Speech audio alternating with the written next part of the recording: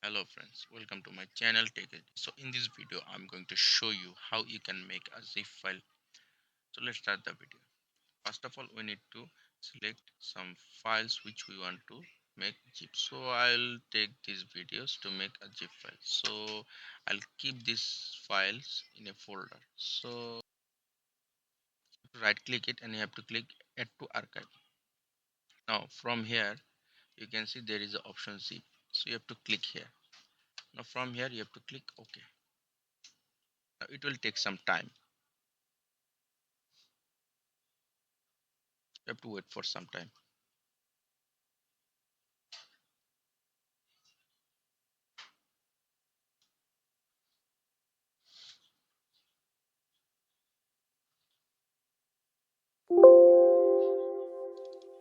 So as you can see, this is the main file and this is the zip file.